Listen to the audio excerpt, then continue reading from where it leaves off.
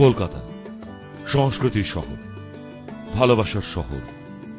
এ শহরের আনাচে কানাচে, গলিতে, রাজপথে লুকিয়ে আছে নানান সুরের মেলবন্ধন। কিশোর থেকে বড় হওয়ার প্রাক্কালে এই সংস্কৃতির ছোঁয়াতেই লালিত হই আমরা সকলে। এখানে সর্বসম্প্রদায়ের মানুষ একসাথে থাকে ও প্রত্যেকের ভিন্ন সাংস্কৃতিক মেলবন্ধনে প্রতিনিয়ত উদ্ঘাটিত হয় সৃজনশীল সব চিন্তাধারা। প্রতিনিয়ত সৃষ্টি হয় মায়াবী সুরের বাণী। প্রতিনিয়ত জন্ম নেয় আমাদের গর্বের বাংলার দামাল সব মানুষেরা। স্ক্রিনে দেখানো পথটা চেনা চেনা লাগছে না, নাকি অচেনা? তবে এই পথটা দিয়েই কত গুণী মানুষ যে একসময় হেঁটে গেছেন, সেটাও কিন্তু আমাদের অজানা। মনে প্রশ্ন জাগতেই পারে, এই পথটা শেষ হয় কোথায়? সত্যি শেষ হয় একচালা এক বাড়ির নিচে। তবে দরজাটা খুললেই মুখজোড়া স্মিত হাসি মনটা জুড়িয়ে দেয়।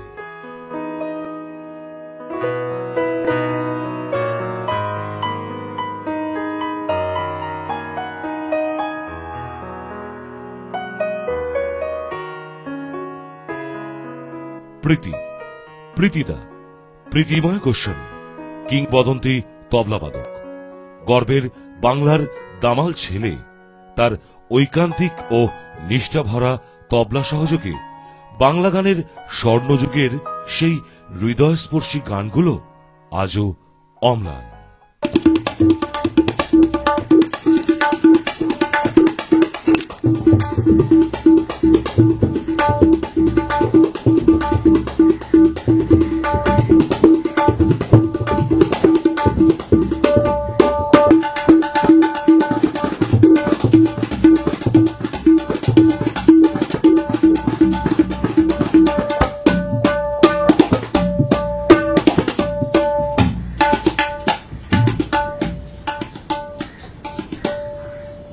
আমার শুরুটা খুবই ছেলেবেলার থেকে। সাধারণত এত কম বয়সে কেউ করে না। অনেকে ভাবে তুই 50 বছর হয়ে গেল বাজানো, বাবারে কি করে হয়? হ্যাঁ, 14-15 বছরের মধ্যেই আমি বেরিয়ে এই লাইনে ঢুকিয়ে গেছি।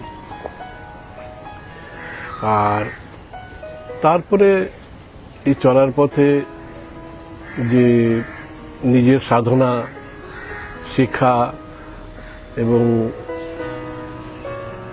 যারা আমার অগ্রজ তাদের শুনে ওদের স্টাইল নিয়ে এগিয়ে এবং ওদের সম্মান বাঁচিয়ে আর নিজের কাজগুলো গুছিয়ে দেওয়া, যেভাবে বলে সাধারণত সেভাবে আমি করেছি।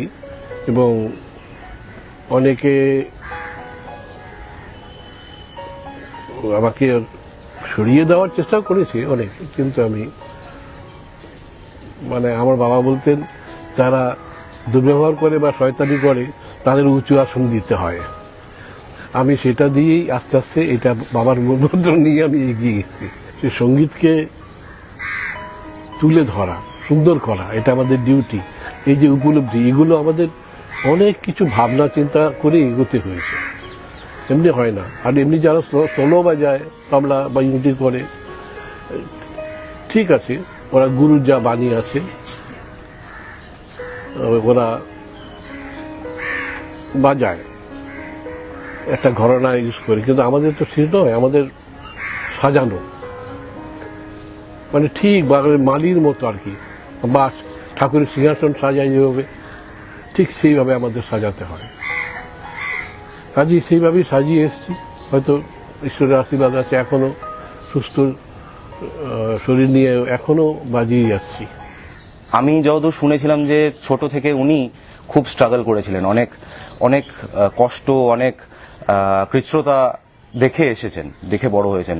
10 বছর বয়সে বর্ডার পার করে হাত ধরে কোনো হিসেবে কোনো সামনে কি আছে, জীবনে পড়ে আছে তার ব্যাপারে কোনো আইডিয়া নেই। আর এরকম একটা পরিস্থিতি থেকে যেখানে অনেক অনেক খারাপ দিন দেখেছে বাবা, সেইখান থেকে কিভাবে স্ট্রাগল করে একটা জায়গায় উনি আজকে দিনে এসে পৌঁছেছেন, তার পিছনে অনেক বিভিন্ন লোকের অবদান তো থাকবেই, নইলে শুধু নিজের দমে হওয়াটা অতটুকু মানে সেইভাবে সম্ভব হয়ে ওঠে না। অনেক কিছু কারোর সাপোর্ট লাগে, কারোর অবদান লাগে। আমার মনে হয় সবচেয়ে বড় অবদান আমার মায়ের, তার স্ত্রীর, যেভাবে উনি একটা বাঁধনের মতন ওনাকে ধরে রেখেছিলেন, এবং আমার মনে হয় সেই বাঁধনটা অনেক সাহায্য করেছে তাকে আরো বাড়তে। তিনি যেখানে ছিলেন, যা অবস্থায় ছিলেন, মায়ের সেই সাপোর্টটা না থাকলে আজকের দিনে বাবা হয়তো সেই প্রীতিময় গোস্বামী হয়তো হতেন না। আমাকে তাকে রিলিফ দেওয়ার জন্য তো আমাকে সংসারটাকে দেখতে হবে না। আমি সংসারে আমার ছেলে মেয়ে পুরো সংসারটা আমার দায়িত্ব, ওকে আমি সংসারের কোনো দায়িত্ব নিতে দিইনি। মানে সেইটার জন্য ও গান বাজনার জগতেই থাকুক। আচ্ছা, মানে ও এমন হয়ে গেছিল গান বাজনার জগতে, ও একটা মেশিনের মতন হয়ে গেছিল। মানে ঘুমোচ্ছে, হয়তো কোনো স্টুডেন্ট এসছে, ওকে ডাকলাম যে ওঠো, স্টুডেন্ট এসছে, সুইচ টিপলে যেমন বাজনা বাজে গান হয়, তেমনি ও তবলা বলতে লাগলো, তবলা ক্লাস করতে লাগলো। এরকম টাইপের মানুষ ও। সংসারে ওর ছেলে কোন ক্লাসে পড়ছে ও সেটাও জানতো না। মেয়ে ছেলেকে স্কুল থেকে আনতে গিয়ে ও একটা নিচু ক্লাসে ঢুকে গিয়ে বলছে আমার বাচ্চাটা শ্রীরূপ গোস্বামী। টিচার বলছে শ্রীরূপ, ও তো অমুক ক্লাসে পড়ে। আপনি কে? ওনার লজ্জায় বেরিয়ে এসছে, জানতো না কোন ক্লাসে পড়ে। আর তবলা বাজানোর সেই জায়গা নেই। যাদের সঙ্গে কাজ করে এসছি বা বাজিয়ে এসছি তারা তো কেউই নেই। খালি এখন জীবিত আছেন আমাদের সন্ধ্যাদি আর নির্মলাদিও খুব অসুস্থ। আমি যখন ওর সঙ্গে গান করতে বসি, কোথায় একবার কি ঘটে জানি না, উপরওয়ালা ঘটিয়ে দেন। ভীষণ আনন্দ করে আর খুব মজা করে দুজনে গান বাজনা করি আমরা। মানে এখনো ও হয়তো কারোর সঙ্গে বাজাতে কাছে দেখলাম একটু রেগে যাই, তাদের হয়তো সেই জিনিসটা নেই যেটা পৃথিবীর হাতে আছে। ক্লাসিক্যালটাও ভালো বাজায়, কেন আমেরিকায় আমরা যখন গেছিলাম আমি ওকে নিয়ে গেছিলাম, ওখানে ও শান্তনু বলে একটা ছেলের সঙ্গে হারমোনিয়াম বাজালো, তবলাও বাজালো, সব ক্লাসিক্যাল গায়। খুবই ভালো বাজিয়েছিল, আমি এখনো ভুলিনি। আর পুরস্কার মনে আছে, এই যে বলছি এখন জল জল করছে আমার চোখের সামনে। আমি বাজিয়েছি তো প্রথমত দেখো এই ব্যানারে আসা হলো আমার সঙ্গে শ্যামলদার সঙ্গে বড় ব্যানারে, শ্যামল মিত্র ওনার কাছে প্রথম বড় ব্যানারে যাওয়া। তার আগে আমি যেমন সলিল মিত্র শ্যামলদার ভাই, বাসুবিনন্দু ফিল্ম স্টার ছিলেন কিন্তু ভালো গান করতেন, অধীর বাগচি, এদের সঙ্গে আমি বাজিয়েছি। সেটাও বলে সেই 65, 66, 7 এরকম। যাকে একদম ছোটবেলা থেকে দেখেছি, ছোটবেলা বলতে হ্যাঁ শিশুকাল বলা যেতে পারে, খুব একজনের সঙ্গে এলেন বাবার, মানে তখন একটা মানে শূন্যতা চলছিল যে একজন ভালো তবলিয়া ভীষণ প্রয়োজন। তো অতটুকু আমার মনে নেই যে কে নিয়েছিলেন বা কার থ্রুতে এসেছিলেন। রোগা চিপচিপে পাজামা পরে আমার মনে আছে। আমি প্রথমে ভাবলাম যে এমনি বোধহয় যেরকম অনেক মানুষ আসে দেখতে, দেখা করতে। তারপরে এলেন এবং তারপর থেকে বাবার সঙ্গে তবলা সংগত করার জন্য উনি ফিক্স হলেন। তার নাম প্রীতিময় গোস্বামী। আমি প্রথম কাজ করি ছবিতে শ্যামলদার সুর করা অন্ধ অতীত, ওতে 68 বা এর মধ্যে কিছু 69 বা, তখন আমরা রেকর্ডিংটা তো আগে শুরু করতে হয়, আর ছবিটা তো 74-এ বোধহয়। সেই হিসেবে আর কি গেছি। আর কাদের সঙ্গে বাজিয়েছি বলতে গেলে তো ভারতবর্ষের বাংলাদেশের সবার সঙ্গেই বাজিয়েছি। যেমন শ্যামল মিত্র আগে, সবসময় আমার শ্যামল মিত্র আগে, সত্যনাথ মুখোপাধ্যায়, উৎপলাদি, মানবদাও বাজিয়েছি, মানবেন্দ্র মুখার্জি, জগন্ময় মিত্র, ফিরোজা বেগম, ভূপেন হাজারিকা, ডক্টর ভূপেন হাজারিকা। তারপরে আরও করতে, আর বোম্বেতে গিয়ে আমি অমানুষের কাজ করতে গিয়ে রেকর্ডিং আমার আশাজির সঙ্গে বাজিয়েছি, কাজ করেছি, কিশোর কুমারের সঙ্গে কাজ করেছি। তারপরে টুকটাক যে সমস্ত অন্যান্য গানে যে সব গান ছিল, যেমন অনেক কোরাস গান ছিল, রফি সাহেব কয়েক মুঠো সব ইয়েতে ছিলেন সব। তখন তো আমাদের তো একসঙ্গেই হতো গান নয়।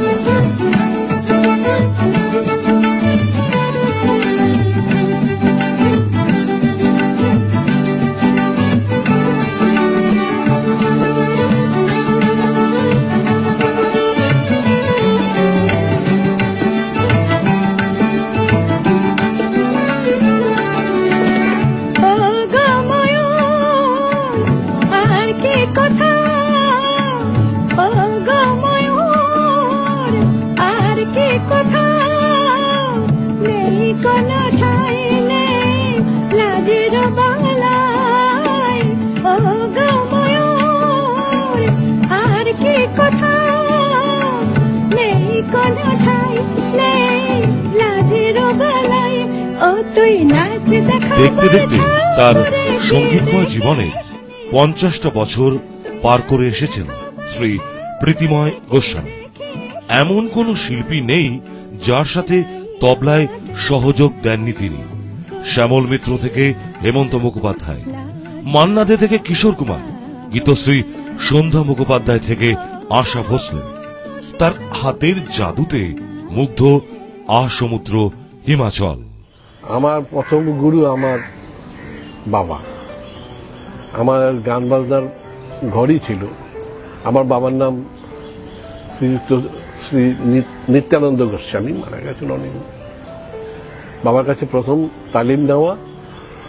তাছাড়া আমার বাড়িতে আমরা প্রায় 150 কুর্তি মিলে 91টি পরিবার ছিল, 12টা ভাই ছিলাম আমরা। কেউ না কেউ কিছু করতো, কেউ গান, কেউ সেতার, কেউ বাঁশি, এই নিয়ে চর্চা কাজ কেউ না কেউ করতোই।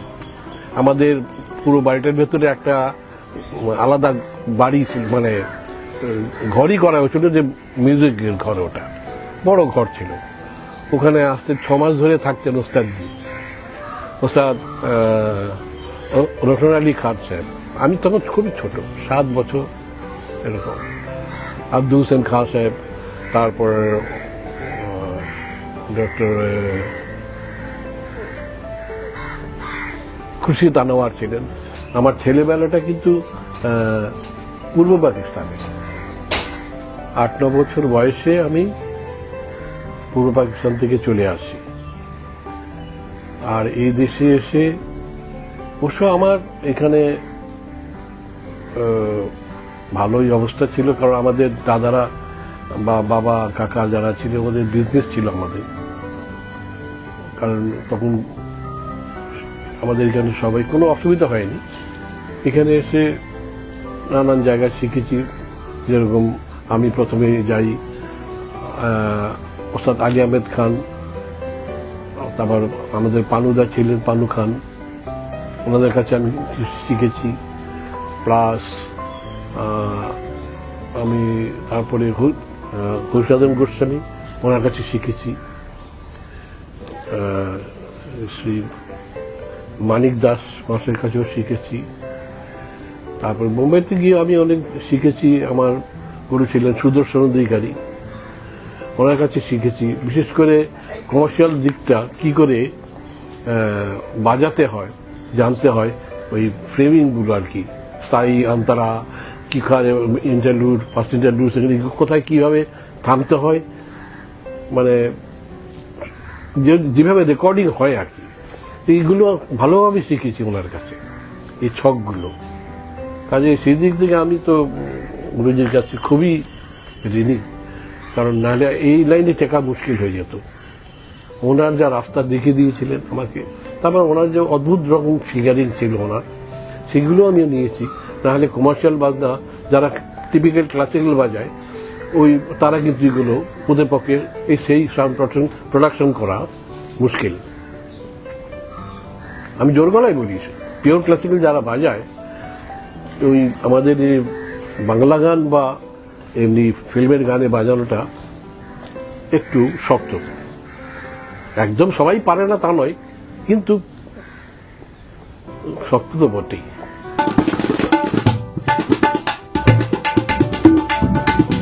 আর সেই হিসেবে যখন আমাদের শ্রীযুক্ত শ্রী রাধাকান্ত নন্দী মহাশয়ের তবলা শুনলাম, সেদিন বললাম না, আমাকে এটাকে আমি রপ্ত করতেই হবে। কি করে আগে সেই তবলা গান সাধারণত তবলা বাজত গানের সঙ্গে ভুম পাক ভুম পাক ভুম পাক এরকম সব বাজত। একমাত্র এই মহান শিল্পী রাধাকান্ত নন্দী, আমি তাকে আমি ভগবান বলি, আমার সে ঈশ্বরের মতো। এই তবলার একটা বিবর্তন এনে দিলেন, বাংলা গানকে কোথায় তুলে নিয়ে গেছিলেন উনি। আমি কি করে সম্ভব? আমি ওই দিনের পর দিন আমি দাদার কাছে গেছিও, দাদা একটু আমার একটু বলে দেন। ওরে আমি শিখাতে পারি না, উনি বলতেন আমি বাজাইতেছি, তুলে নিতে পারলে নিয়ে নে। আমি জানি না রাজুদার কটা নিজের হাতে তৈরি শেখানো কজন স্টুডেন্ট আছে আমি জানি না, কিন্তু রাজুদা কোনোদিন কাউকে দেখাতেন না, এমনিতে বলতে আমি বাজাইতেছি তোরা শুনে নি। কারণ রাজুদা কোনোদিন একরকম বাজাতেন না। আজকে হয়তো একটা গানই একরকম বাজালেন, পরের দিন হয়তো অন্য কোনো প্রোগ্রামে ওই গানই হয়তো রিকোয়েস্ট করেছে বাজালেন, কিন্তু অন্যরকম।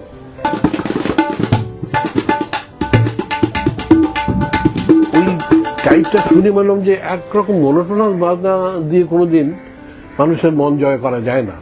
রাজুদার বাজনা শুনে দেখলাম যে এই যে তবলার বিবর্তন যে উনি করেছেন, আর এক একদিন একরকম মুডে একই গানে, হয়তো লয়টা একটু কম লয়টা একটু বেশি, এই নিয়ে অন্যরকম একটা কি যেন করতেন। আমি কি করে সম্ভব হয় এটা? যার জন্য পিওর ক্লাসিক্যাল যখন বাজাতাম আমি, তখন আস্তে আস্তে ওইদিকে তখন আমি ঠিক আছে, এদিকটা আমাকে আসতে গেলে তো ওই রাজুদার ফরম্যাটটা আমাকে নিতেই হবে। সেদিক দিয়ে আমি ওনার একলব্য শিষ্য। আর রাজুদা বলতেন, ওরে তবলাটা ভালো বাজাতে গেলে ভালো গানটা করতে হবে রে, গান বাজানোটা বলছি, গানটা জানতে হবে তোকে। সেই পর থেকে আমি গান শেখা শুরু করলাম। তার আগে অবশ্য আমি তবলার সঙ্গে গানটাও করতাম। আমি গান মানে উচ্চাঙ্গ সঙ্গীত করতাম, ধ্রুপদ ধামার খেয়াল এগুলো সব করতাম।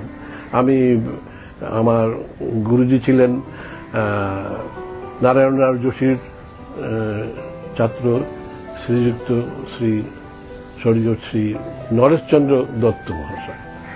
ওনার কাছে আমি তালিম নিয়ে আমাদের পণ্ডিত শ্রী চিন্ময় রায়, ওনার যে মিউজিক্যাল কলেজ আছে, ওনার এখান থেকে আমি সঙ্গীত বিশারদ পাস করি। প্রথম বছর থেকে শেষ বছর মানে বিশারদ কোর্স অব্দি। তখনকার দিনে খুব টাফ ছিল।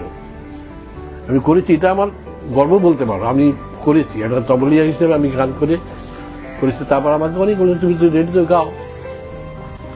আমাকে রেডিওতে গানের জন্য উদ্বুদ্ধ করেন আমাকে সুকৃতি সেন মহাশয়। উনি ভালো ট্রেনার ছিলেন, উনি আমাকে খুব ভালোবাসতেন, স্নেহ করতেন। আর উনি বললেন, তুমি রেডিওতে অডিশন দাও প্রীতিময়, বড় হয়ে যাবে, মিষ্টি করে বলতেন। আমার দিলাম, হয়ে গেল, আমার 3টে সাবজেক্ট হয়ে গেছিল। তবলাবাদক হয়েও প্রীতিময় গোস্বামী সঙ্গীত পরিচালনা করেছেন। তার সুরে গান গেয়েছেন সঙ্গীত জগতের অনেক শিল্পী। নিজে আকাশবাণীর গ্রেডেড সিঙ্গার হয়েও তার অসামান্য গায়কী নিয়ে নিজে অবশ্য অত্যন্ত নিরুত্তাপ। প্রীতিদার শেখানো একটা গান, প্রীতিদার সুর করা, সেটা একটুখানি শোনাচ্ছি। দুর্গা রাগ।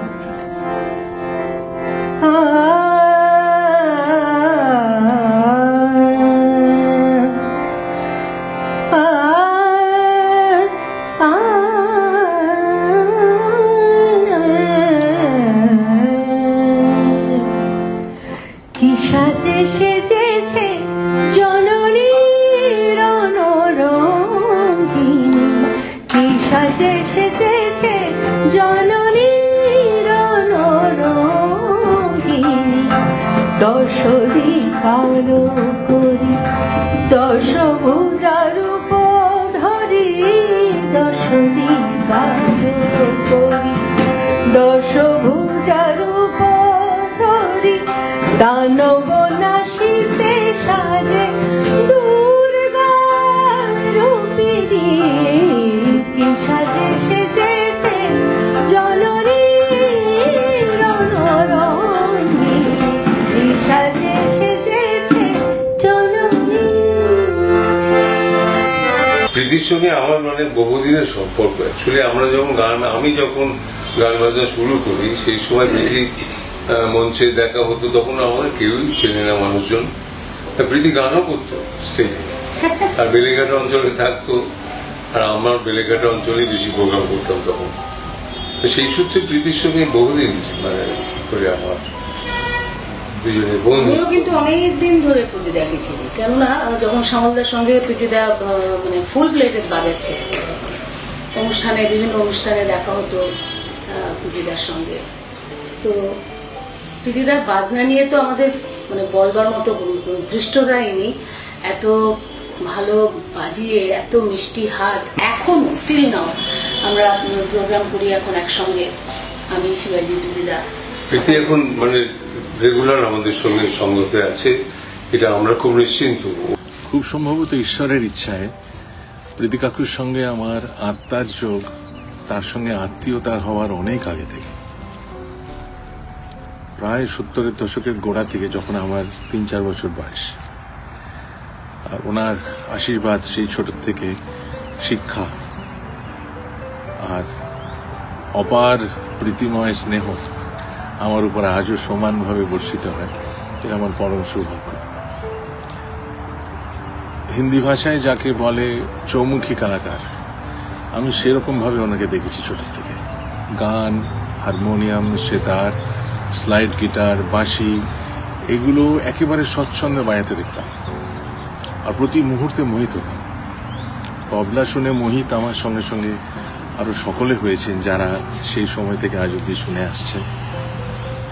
আর একই বাড়িতে তার সঙ্গে শ্বাস প্রশ্বাস বিনিময়, গান বাজনা করা, শেখা, শোনা, তবলা রেওয়াজ করা, বিভিন্ন অনুষ্ঠানে যাওয়া, আমাকে হাতে ধরে স্টুডিওতে প্রথম নিয়ে গেছিলেন আমার 12-13 বছর বয়সে, যে কি করে রেকর্ডিংয়ে ঠেকা বাজাতে হয়, কোনটা বাজালে ভাল লাগে, কোথায় কোনটা না বাজালে ভাল লাগে, তখন থেকে। আর আমার মা কথা লিখছেন, প্রীতি কাকু সুর করছেন, গান বানানো হচ্ছে, বিভিন্ন শিল্পীরা গাইছেন, রেকর্ডিং হচ্ছে, অ্যারেঞ্জমেন্ট হচ্ছে, এসব কার্যকলাপ দেখতাম। আর তার সমস্ত অভাবনীয় বাজনা, দেওয়া নেওয়া, বনপলাশির পাদবলি, অমানুষ, এই সমস্ত ছবিতে লেজেন্ডারি সমস্ত শিল্পীদের সঙ্গে সেসব বাজনা শুনতাম, আর ইচ্ছে করতো যে ডিট্টো ওইরকম ভাবে বাজাতে। আমার ছোট থেকে প্রচুর আবদার উনি মিটিয়েছেন, বকাও খেয়েছি, একসঙ্গে সিনেমা দেখতে নিয়ে গেছেন, প্রচুর জিনিসপত্র কিনে দিয়েছেন, চূড়ান্ত ভালোবাসা পেয়েছি। আজকের দিনটা এবং ওনার জীবনের প্রতিটি দিন যেন সঙ্গীতময় হয়ে উঠুক, এই প্রার্থনা করি ঠাকুরের কাছে। আর প্রার্থনা করি যাতে এই গান বাজনা দিয়ে যেন সারা জীবন আমাদের সকলকে অনুপ্রাণিত করতে পারে। পরে অনেক পরে জেনেছিলাম, আমি ছোটবেলাতে প্রীতি কাকু বলে ডাকি, এখনো প্রীতি কাকুই বলি। তারপরে তো বছরের পর বছর চললো। সব থেকে মজার যেটা ছিল, তখন তো বাবার অ্যাক্সিডেন্টের পরে মোবিলিটিটা কমে যাওয়াতে বাড়িতে বসে গানের সুর তৈরি করতেন। তো সেখানে তখন টেপ রেকর্ডার সেরকম ভাবে গ্রুন্ডিক একটা ছিল আমাদের বাড়িতে, কিন্তু সেটা অনেক খটোমটো ব্যাপার ছিল, এই করতে হবে সেই করতে হবে রেকর্ড করার জন্য। তো যেটা প্রীতি কাকুর প্রধান জায়গা ছিল, মানে আমি বাড়িতে যতটুকু দেখেছি গান তৈরি করার সময়, ওই সুর মনে রাখা। কারণ বাবা সুর করে ভুলে যেতেন, হয়তো পরের দিন বসলে নিজেটা কি ছিল, প্রীতি কাকু সেটা কিন্তু বলে দিত, মানে একদম টেপ রেকর্ডারের মতো ছিল। মানে সেটা একটা ভীষণ ভালো গান গাইতো। তো আমার যেতে যেতে রাস্তায় মাঝে মাঝেই বাবা বলতেন যে প্রীতি একটা গান কর, নজরুল গীতি গাইতেন, কখনো কখনো কিছু পুরোনো গান গাইতেন। আর তবলাবাদক হিসেবে কি বলবো, আমার তো মনে হয় যে আমি যবে থেকে দেখছি বা গান বাজনা শুনেছি, বাংলার সেরা আধুনিক গানের সঙ্গতি, আমি বলবো না তবলিয়া, আমি বলবো যে সঙ্গতকার, এটা কিন্তু একটা বড় মানে সবকিছুকে অনেকের টেন্ডেন্সি থাকে কিছু কাউকে ছাপিয়ে যাওয়া, সেটা কোনোদিন কিন্তু প্রীতি কাপুর বাজনার মধ্যে আমরা দেখি না। 50 বছরের সাংগীতিক জীবন, সেটা খুব কম কথা নয়। যে মানুষটাকে ঘিরে এই অনুষ্ঠান, অন আ পার্সোনাল নোট, আমার অত্যন্ত শ্রদ্ধার ভালোবাসার একজন মানুষ, পণ্ডিত প্রীতিময় গোস্বামী। আমি বহু বহু বাজনা ওনার শুনেছি, সময় কাটানোর সৌভাগ্য আমার হয়েছে। মহান তবলিয়া রাধাকান্ত নন্দীর পরে the brightest musician in popular music যদি কেউ থাকেন, সেটা ডেফিনেটলি প্রীতি কাপুর।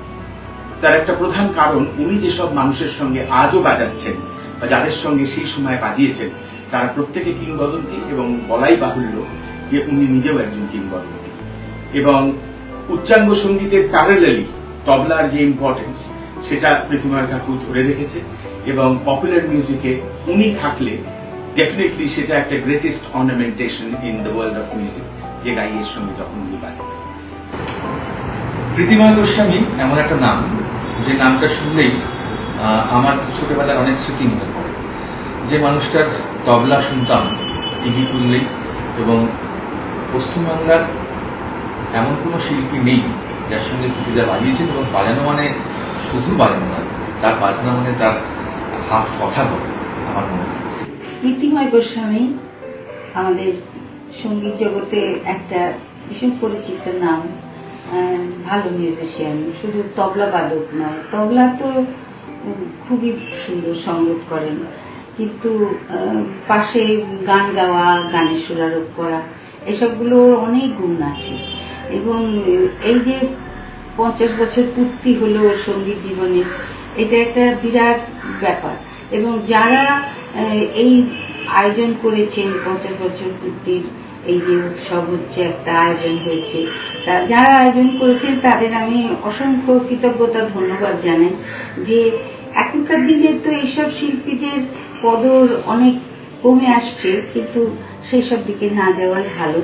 আর তবলা বাদক হিসেবে তবলা সঙ্গতকার, তবলা অনেকেই বাজান, অনেক বলবানি জানেন, পিটিয়ে বাজিয়ে দিলেন, লোকের হাততালি করলেন, কিন্তু সঙ্গতকার হিসেবে প্রীতির যে একটা, মানে আমরা যারা গান করি সকলেই যখন গিয়ে দেখি স্টেজে প্রীতি আছে, মনটা শান্তি হয়। শুধু সঙ্গতকার না, মানে শিল্পীদের সঙ্গে মেশা, তার যে একটা শিল্পীর নিজের একটা সত্তা রয়েছে, সেটার সঙ্গে সকলে আমরা মিশে যাই। প্রীতি থাকলে সব কিছুই ভালো লাগে। সেই আরো আমি চাই ও আরো অনেক দিন এরকম ভাবে বাজিয়ে যাক, আর ওর মেয়েও ভালো গান করে, ওদের মানে সঙ্গীতের পরিবার হলে যা হয়। প্রীতিময় গোস্বামী আমাদের প্রীতি, আলাপ অনেক দিন আগে, বহুদিন আগে, 75-76 সাল হবে। তারপরে হৃদ্যতা, এরকম একজন সত্যিকারের ভদ্র শিল্পী আমাদের চোখে খুব কম পড়ে। আমার মনে পড়ে সেই দিনগুলোর কথা, যখন চুরুলিয়াতে দিনের পর দিন থেকে যেত। ওই নজরুল একাডেমির যখন ফেস্টিভ্যাল চলতো, উৎসব চলতো, এবং কোন রকম পারিশ্রমিক যেখানে যুক্ত ছিল না, শুধুমাত্র হৃদয়ের টানে দিনের পর দিন ওখানে রাত কাটিয়ে সমস্ত শিল্পীর সঙ্গে সংবাদ করে, এবং বললে বিশ্বাস করবেন না যে নিজের উদ্যোগে তাদের জন্য টাকা তুলে, চাঁদা তুলে, এইভাবে সে অগ্রণী ভূমিকা নিত সেই উৎসবে। আর এরপরে আসছে, দেখো আমার কাছে যারা তবলা শিখতে আসতো বা গান শিখতে আসতো, তাদের মধ্যে অনেকেই বাজায়, অনেকে মানে কিছু কিছু, তার মধ্যে যেমন আমার সিনিয়র স্টুডেন্টদের মধ্যে আছে উজ্জ্বল কাঞ্জিলাল, তারপরে রঞ্জিত বীর, আরো অনেকেই আছে, সবাই খুব ভালোই বাজাচ্ছে। তারপরে সোমনাথ ঘোষাল, আরো অনেকে, এখন সবার নাম আমার একটু নাম ভুলে যাই, মনে পড়ছে না। কিন্তু ওরা আস্তে আস্তে দেখছি আমাদের সময় যে গান বাজনাটা হতো এখন আর সেই গান বাজনা হয় না, একটু অন্যরকম হয়ে গেছে। কাজেই তখন দেখা গেল যে আমাদের যে তবলা প্রধান গান যেটা ছিল সেটা আর এখন আর নেই। এখন ওই কিছু ওই বেশিরভাগই ওই মতন করে, তবলার মতন করে যাওয়া এগুলো ঢুকে গেছে। কিন্তু স্বাভাবিক, আমরা তো আর কেল সাইকেলের যুগে নেই, বা আমি যাদের সঙ্গে কাজ করি তাদের যুগে নেই। এখন যারা নতুন প্রজন্ম এসছে তারা কেউ কমতি নয়, খুবই কাছে, কিন্তু ধারা তো আস্তে আস্তে চেঞ্জ হবেই, এটা মেনে নিতে হবে। আমিও মেনে নিই, আমার স্টুডেন্টরাও সেগুলো মেনে নিয়ে সেইভাবেই এগোচ্ছে। হয়তো আমার ধারাটা আর থাকবে না, তবে যতদিন বাংলা গান, পুরনো বাংলা গান, কারণ এখন অব্দি 50, 60, 70 বছর অব্দি তো গানগুলো চলছে। এখনো যে কোনো হলে এরকম বাংলা গানের, পুরনো গানের, বাংলা গানের অনুষ্ঠান হলে হাউসফুল হয়।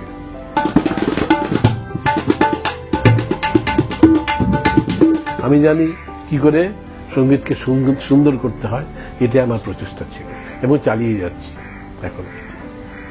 বিদ্যার মতন একজন গুণী, সর্বজনপ্রিয়, হ্যাঁ সর্বজনপ্রিয় বলবো, কারণ সত্যি সবাই ওনাকে ভালোবাসে, যারা ওনাকে চেনে জানেন, যারা ওনার হাতের জাদুতে মুগ্ধ এতদিন ধরে, কয়েক যুগ ধরে, তারা ওনাকে খুব ভালো মতন জানে এবং উনি সত্যি সত্যি সর্বজনপ্রিয়, আমাদের সকলের খুব পছন্দের মানুষ, ভালোবাসার মানুষ, প্রণম্য মানুষ। আমার সঙ্গে প্রীতিদার সম্পর্কটা কোথায় 2000 সাল কিংবা 2000 কিছু আগের থেকে। আর আমার সঙ্গে বেশ কিছুদিন, বেশ বহুদিনই বলবো আমার সঙ্গে উনি, আমার অত্যন্ত সৌভাগ্য যে সেই সময় আমি ওনাকে পেয়েছিলাম, কিছুদিন আমার সঙ্গে সঙ্গত করেছেন। আর কত গুণী মানুষের সঙ্গে, কত কত বড় মানুষদের সঙ্গে, বড় শিল্পীদের সঙ্গে উনি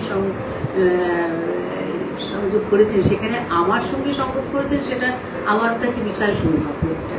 এবং উনি আমাকে শুধু একজন শিল্পী হিসেবে দেখেন না, একজন কনিষ্ঠ শিল্পী হিসেবে দেখেন না, আমাকে কিন্তু উনি একজন নিজের মেয়ে বলেন, ওনার মেয়ে ঝঙ্কার, এবং আমাকে উনি বড় মেয়ে বলেন।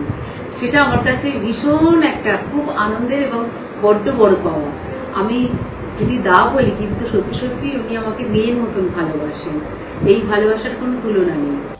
প্রীতিময় গোস্বামী এমন একটি নাম আমাদের মিউজিক ইন্ডাস্ট্রিতে একটা অত্যন্ত আদরের এবং সকলের প্রিয়, শ্রদ্ধার। প্রীতিময়দার সঙ্গে আমার সম্পর্ক প্রায় কিছু না হলেও বছর 30-35 তো হবেই। প্রীতিময়দা আমার কাজ তো বটেই, এছাড়া বহু কাজ, বহু বড় বড় ছবির ব্যাকগ্রাউন্ডে এবং অন্যান্য কাজে প্রীতিময়দাকে পেয়েছি সহকর্মী হিসেবে। আমার থেকে বয়সে বড়, কিন্তু প্রীতিময়দার সঙ্গে আমার একেবারে বন্ধুর মতো সম্পর্ক। এবং হেন কোনো প্রথিতযশা শিল্পী বাংলার এবং বাইরের নেই যার সঙ্গে প্রীতিময়দা বাজাননি। আর হাতের টোন, সেন্স সবটা মিলেই এখনো বোধহয় যারা ওই সময় থেকে গান বাজনা শুনে আসছেন, নির্মলাদির গান বা অন্যান্য সবারই প্রীতিময়দার কথা সকলের আগে মনে আসে।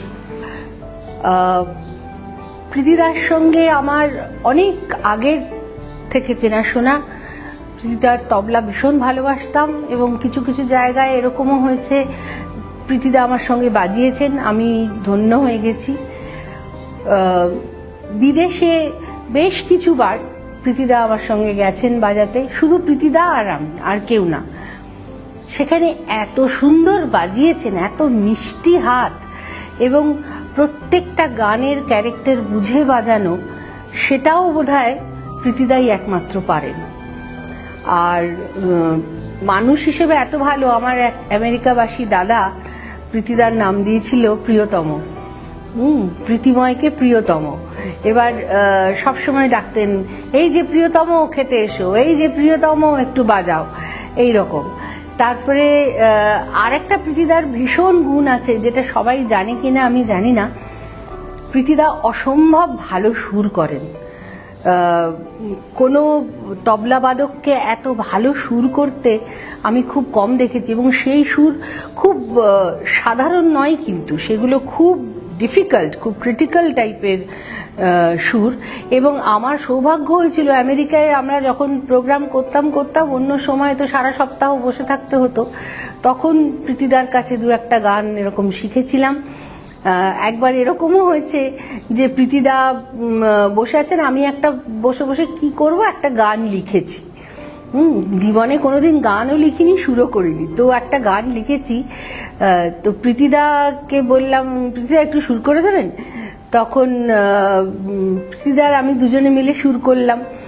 তারপরে প্রীতিদা বললেন এইখানে কথাগুলো পাল্টাও। মানে আমি সত্যি অবাক যে একটা মানুষের এতগুলো গুণ কি করে থাকে, এবং তারপরেও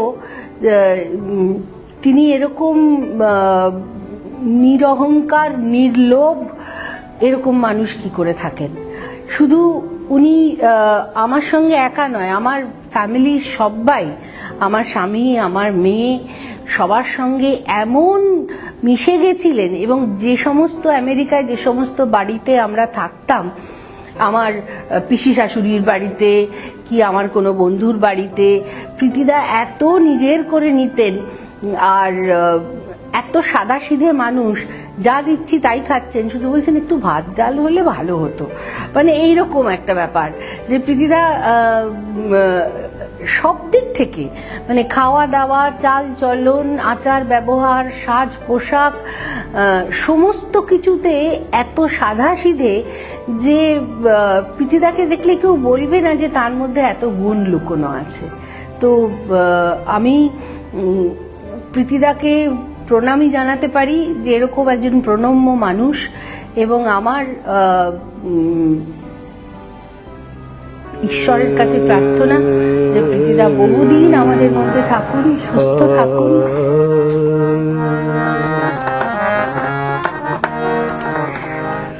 কত রাত এলো, কত ভোর হলো,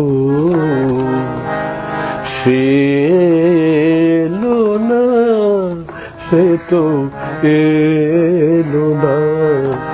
কত রাত এলো, কত ভোর হলো, সে এলো না, সে তো এলো না।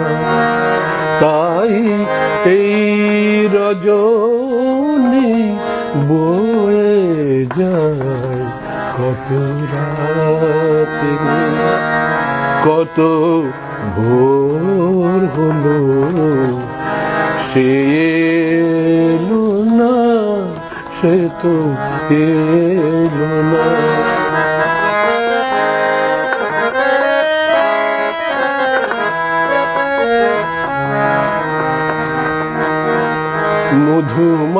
মধুমাধবী ওরে করবি, বধু মাধবী ওরে করবি, ও রজনী তোরা বলে দে, ওরে বলে দে, গেল সে কোথায়। কত রাত এলো, কত ভোর হলো, সে এলো না, সে তো এলো না। প্রীতিময় গোস্বামী সবার কাছে প্রীতিময় গোস্বামী, এবং উনি একজন রেনাউন্ড তবলাবাদক। এবং আমি ছোটবেলা থেকে অনেক অনেক পুরনো, অনেক গুণী আর্টিস্টদেরকে আমি দেখেছি আমার বাড়িতে আসতে, এবং তাদের সঙ্গে বাজাতেও আমি যেহেতু বাবার ল্যাজ ছিলাম, সবাই আমাকে তাই বলতো, বাবার ল্যাজে ল্যাজে ঘুরে বেড়াতাম, বাবার সঙ্গে স্টেজে বসে থাকতাম গিয়ে। এবং আমার ম্যাক্সিমাম শেখা, আমার বাবার সবটা জিনিস বাবার জন্য যা বলার, ওখান থেকে আমি পুরোটা বাবা কি অ্যাজ এ মিউজিশিয়ান সেটা আমি সেখান থেকে দেখেছি, জেনেছি।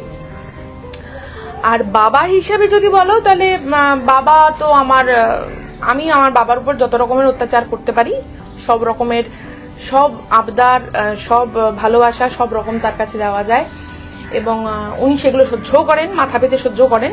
এবং আমি ভীষণ ডাকাত এবং মা আমাকে ভীষণ আড়ং ধলাই লাগাতেন, কিন্তু বাবা কিন্তু দূর থেকেও আমার মেয়েকে মারবে না, এই স্নেহটা আমি পেয়েছি তার কাছ থেকে, সেই ভালোবাসাটা বাবা দূর থেকেও আমাকে দিয়েছেন। তো I am happy for that, I am feeling very much proud for my father.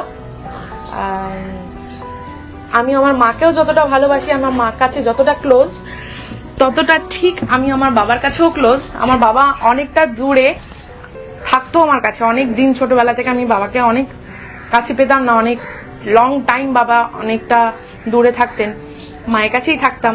মা আমার কাছে যতটাই প্রিয়, আমার কাছে আমার বাবাটা ঠিক ততটাই প্রিয়। তো বাবাটা এই কারণে বলছি, কারণ সে এখন আমার কাছে একদম খুব ভালো বন্ধু, খুব ভালো সঙ্গী, এবং এখন তো বাবার সঙ্গে আমি কাজও করি, and he is my colleague too. তো আমি ভীষণভাবে আমি সবার কাছে, আমার বন্ধুদের কাছে, আমার বাবার কাছে আমি এই জায়গাটা আমি খুব ফিলিং প্রাউড যে আমাকে সেই জায়গায় আমি আসতে পেরেছি। এবং আমার বাবার কাছে আমি স্টেজে আমি বাবার সঙ্গে গাইতে পারি, সেটা আমি অনেকটা গ্রেটফুল। এবং আমি নিজেকে ভীষণ সবার কাছে, আমার কাছে সত্যি কোনো ভাষা নেই বলার, I am feeling very much proud কি আমার বাবার সঙ্গেও আমি গাইতে পারি।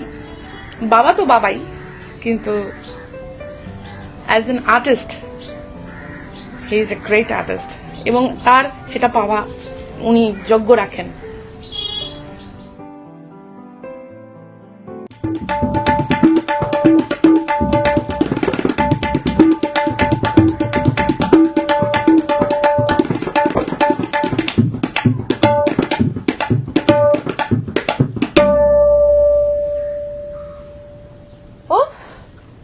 সইতে পারি না বলা মন নিয়ে চিনিমিনি সইব না, সইতে পারি না বলা মন নিয়ে চিনিমিনি সইব না, সইতে পারি না বলা মন নিয়ে চিনিমিনি সইব না, সইতে পারি না বলা মন নিয়ে চিনিমিনি সইব না, সইতে পারি।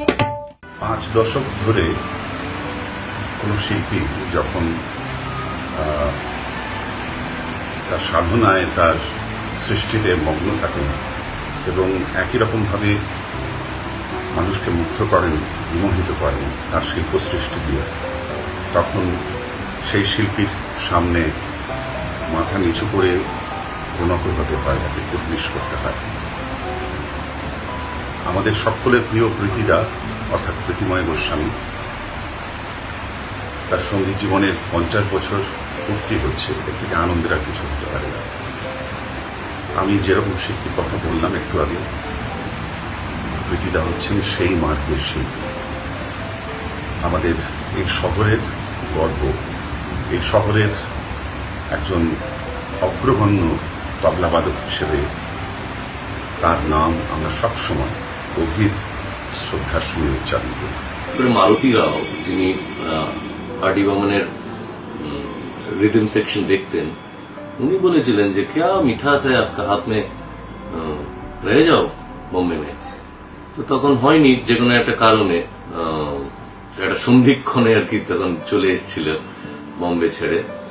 কিন্তু তারপরে আমাদের সঙ্গে তো ভীষণ, ইনফ্যাক্ট এখনো পর্যন্ত যেখানে হয় কোথাও অনুষ্ঠান হয়তো রেগুলার বাজানোর, মানে আমার সঙ্গে সঙ্গত করার মতো সেই সুযোগটা ওনার হয়, মানে আমার হয় না।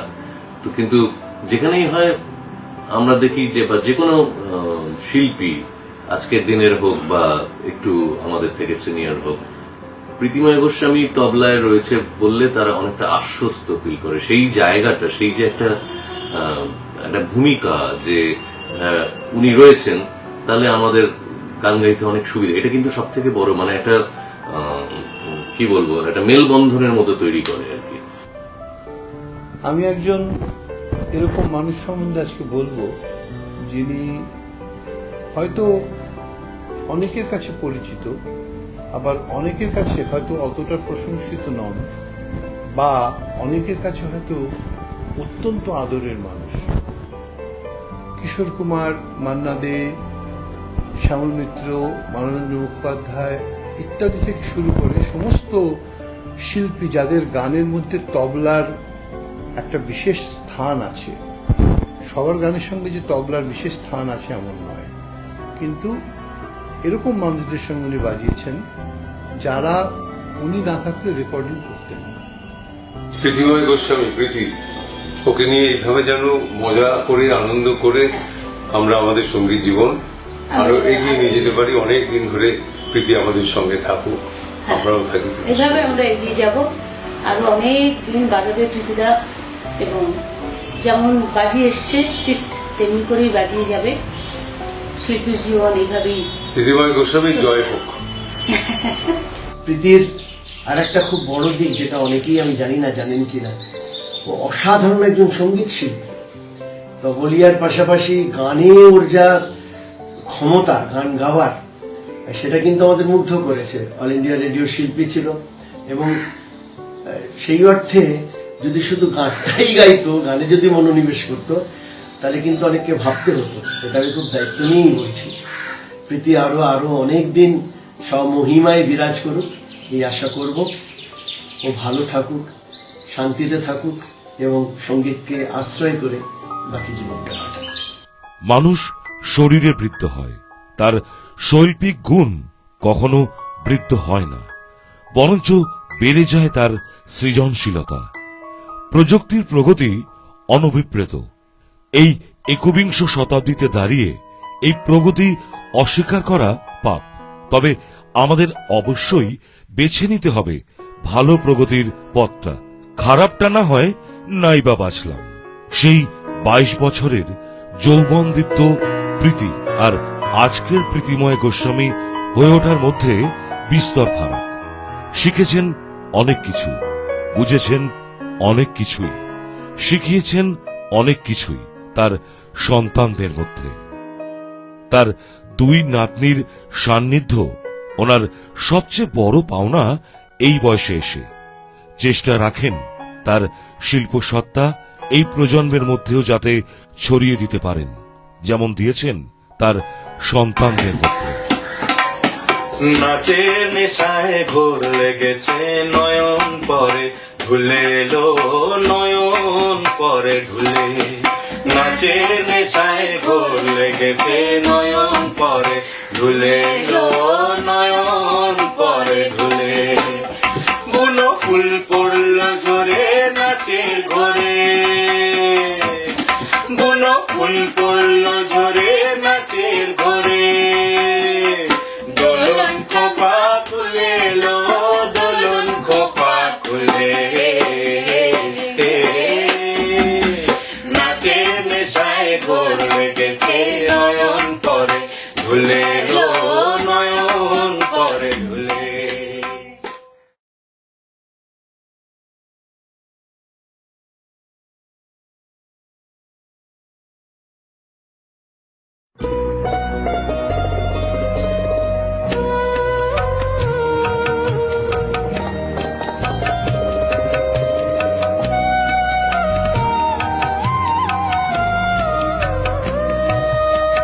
সাধক শ্রেষ্ঠ জটা জুটো ধারি, যোগী দণ্ড ধারি। সাধক শ্রেষ্ঠ জটা জুটো ধারি, যোগী দণ্ড ধারি। দুঃখেতে দাও সুখ আনি, তুমি আপদে সংকট হারি। সাধক শ্রেষ্ঠ জটা জুটো ধারি, যোগী দণ্ড ধারি। সাধক শ্রেষ্ঠ জটা জুটো ধারি, যোগী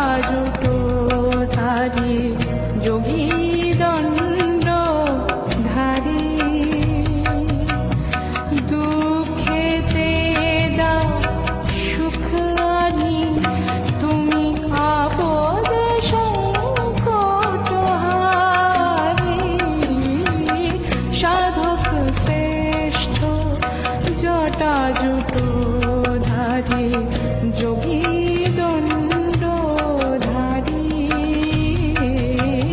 সাধক শ্রেষ্ঠ জটাজুটোধারী যোগী দণ্ডধারী।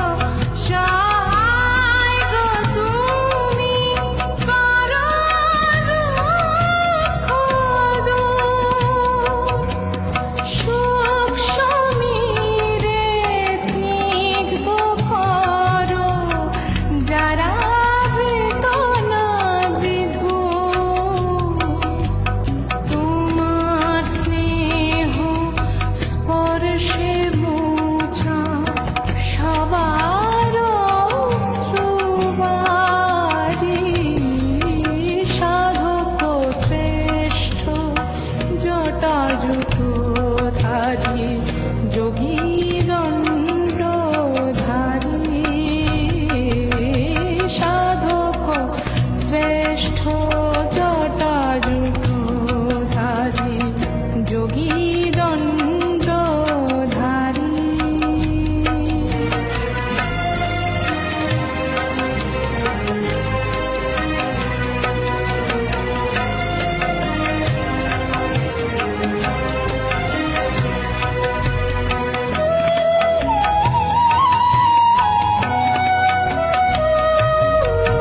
তোমারো জীব আলোকে আলোকিত সংসার